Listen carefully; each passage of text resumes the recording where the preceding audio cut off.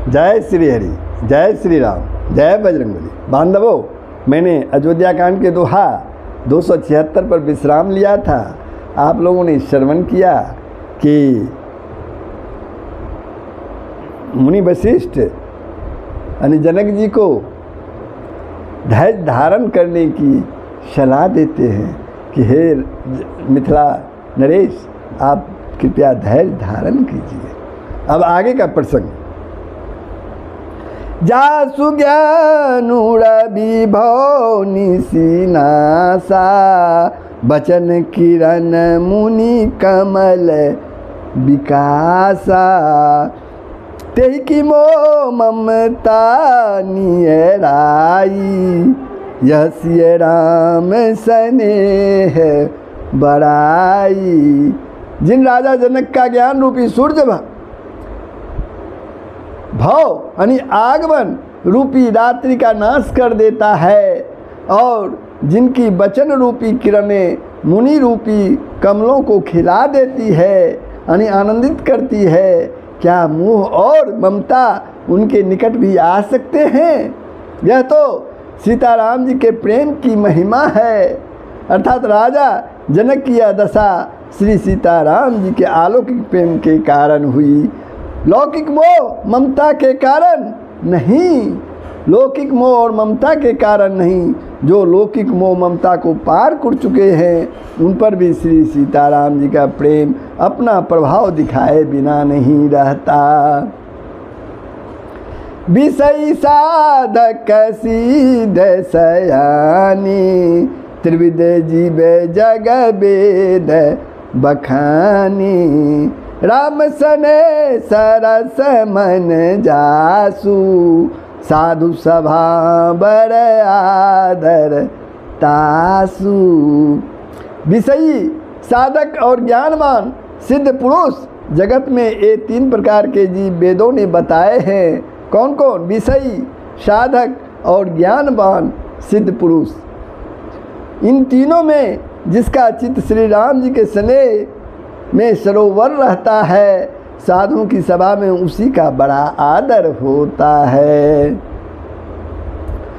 सोन राम प्रेम बिनु ज्ञानु, कर्णधार बिनु जिमि जल जानू।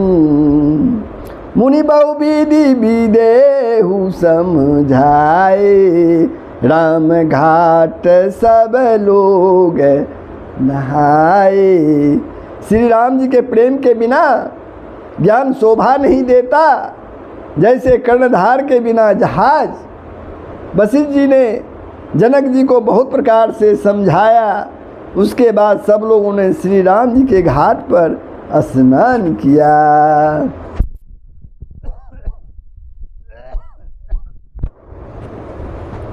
सकल शोक संकुल नर नारी, शोभा सरु बीते बिनु बारी।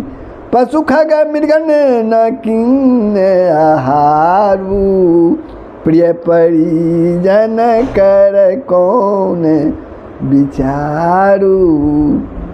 स्त्री पुरुष सब शोक में पूर्ण थे। वह दिन बिना ही जल के बीत गया। यानी भोजन की बात तो दूर रही, किसी ने जल तक नहीं पिया। पशु पक्षी और हिरणों तक ने कुछ आहार नहीं किया। तब प्रियजनों और कुटुंबियों का तो विचार ही क्या किया जाए। दो समाज निमिराजू, रघुराजू नहाने प्रात। बैठे सब बट बिटप तर मन, मलिन कृष गात सियावर राम जय जय राम, सियावर राम जय जय राम। निमिराज जनक जी और रघुराज श्री रामचंद्र जी तथा दोनों ओर के समाज ने दूसरे दिन सवेरे स्नान किया और सब बर के वृक्ष के नीचे जा बैठे। सबके मन उदास और शरीर दुबले हैं। जय महिषूर दशरथ पुरवासी, जय मिथिलापति नगर निवासी। हंस बंश गुरु जनक पुरोधा, जिन जग मगु परमारथु शोधा। जो दशरथ जी की नगरी अयोध्या के रहने वाले और जो मिथिलापति जनक जी के नगर जनकपुरी के रहने वाले ब्राह्मण थे तथा सूर्यवंश के गुरु वशिष्ठ जी तथा जनक जी के पुरोहित सतानंद जी, जिन्होंने संसारिक अभ्युदय का मार्ग तथा परमार्थ का मार्ग छान डाला था, लगे कहन उपदेश अनेका, सहित धर्म ने विरति विवेका। कौशिक कही कही कथा पुरानी, समुझाई सब शख सभा सुबानी। वे सब धर्म नीति वैराग्य और विवेक युक्त अनेकों उपदेश देने लगे। विश्वामित्र जी ने पुरानी कथाएं कह कर सारी सभा को सुंदर वाणी से समझाया।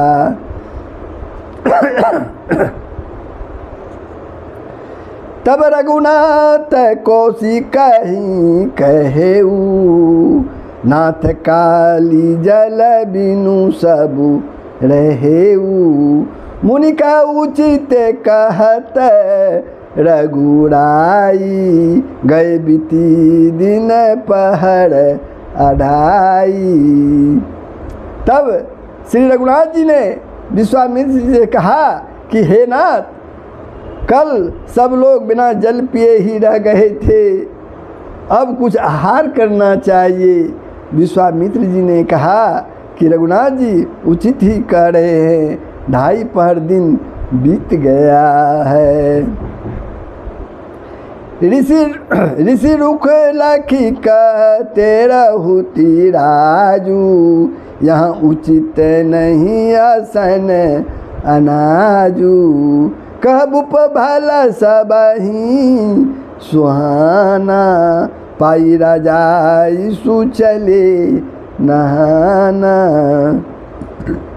विश्वामित्र जी का रुख देखकर तिरहुतराज जनक जी ने कहा, यहाँ अन्न खाना उचित नहीं है। राजा का सुंदर कथन सबके मन को अच्छा लगा, सब आज्ञा पाकर नहाने चले गए।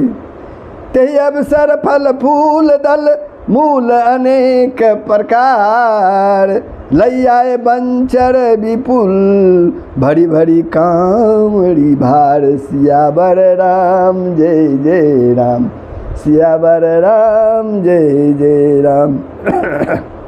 उसी समय अनेकों प्रकार के बहुत से फल फूल पत्ते मूल आदि बहंगियों और बोझों में भर भर कर बनवासी कौन, कोल और किरात लोग ले आए।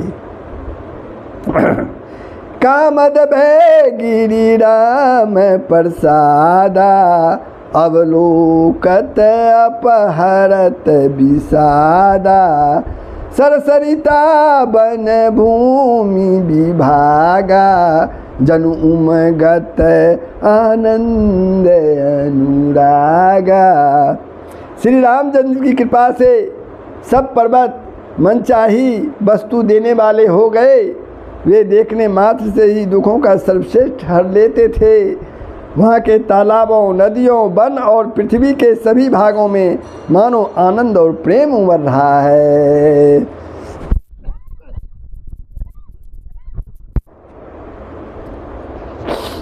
बेली बिटप सब सफल सफूला, बोलत खग मृग अली अनुकूला।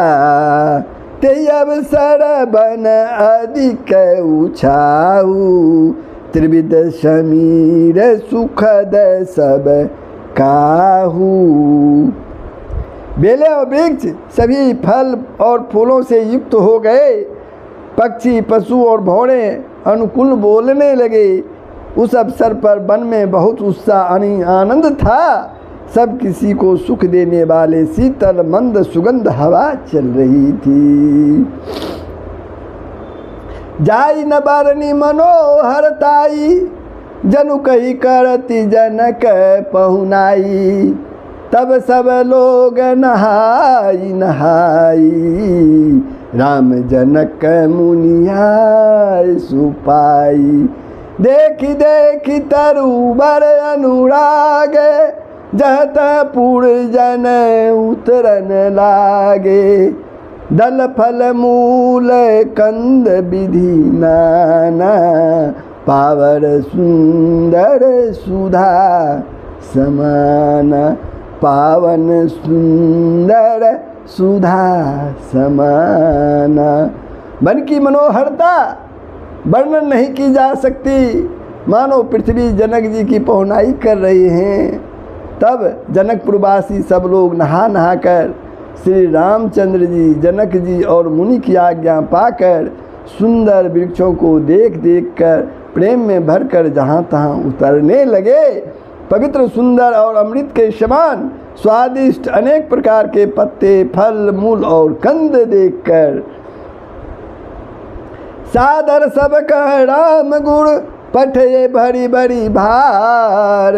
पूज पितर सुर अतिथि गुण, लगे करन फरहार। सियावर राम जय जय राम, सियावर राम जय जय राम। श्री राम जी के गुरु वशिष्ठ जी ने सबके पास बोझे भर भर कर आदर पूर्वक भेजे। तब वे पितर, देवता, अतिथि और गुरु की पूजा करके फलाहार करने लगे, फलाहार करने लगे। यही विधि बासर बीते चारी, रामु ने रखी नर नारी सुखारी। दू समाज सी रुचि मन माही, बिनु सिय राम फिरब भल नहीं। इस प्रकार 4 दिन बीत गए। श्री रामचंद्र जी को देखकर सभी नर नारी सुखी हैं। दोनों समाजों के मन में ऐसी इच्छा है कि श्री सीताराम जी बिना लौटना अच्छा नहीं है।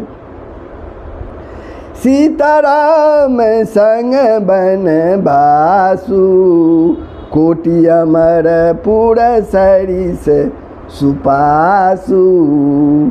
परिहरि लखन रामू बेदेही, जेहि घरु भाव बाम विधि तेहि। श्री सीताराम जी के साथ वन में रहना करोड़ों देवलोकों के समान सुखदायक है। श्री लक्ष्मण जी, श्री राम जी और श्री जानकी जी को छोड़कर जिसको घर अच्छा लगे, विधाता उसके विपरीत है।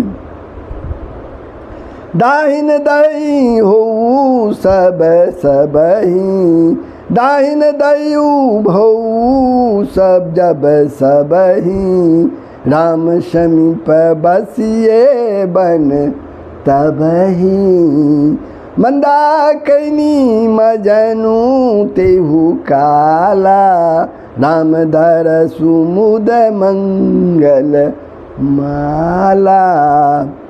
जब देव सबके अनुकूल हो तभी श्री राम जी के पास वन में निवास हो सकता है।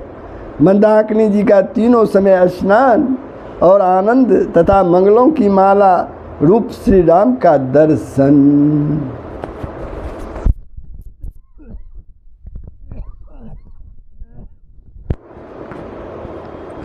अटनुड़ा में गिरी बन तापस थल, अटनुड़ा में गिरी बन तापस थल। असनु अमिय सम कंद मूल फल,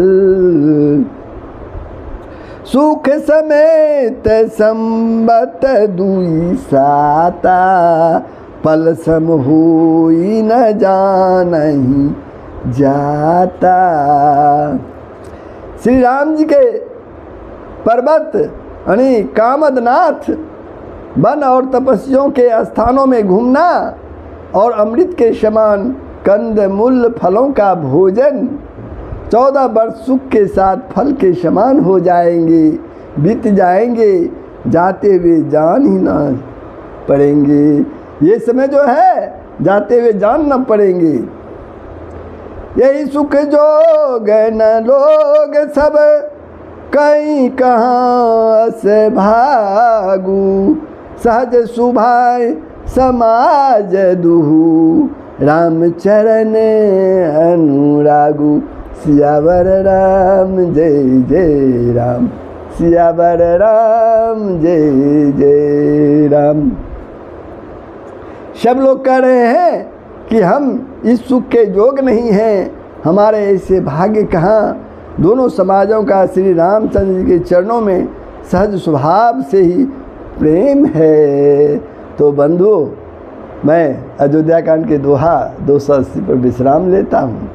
आप लोगों ने श्रवण किया कि पहले दिन तो बिना जल के ही बीत गया, जब दूसरे दिन बात आई दोपहर तीसरे पहर पर श्री राम जी कहते हैं कि कुछ भोजन किया जाए। तो ये प्रसंग आपको कैसा लगा कृपया कमेंट के माध्यम से बताएंगे। बंधु, आपसे नम्र निवेदन है कि वीडियो को ज़रूर सब्सक्राइब कर दें और शेयर करें ताकि अन्य लोग भी इसका लाभ उठा सकें। जय श्री हरि, जय श्री राम, जय बजरंगबली। सबका कल्याण ही होगा, पूरे विश्व का कल्याण।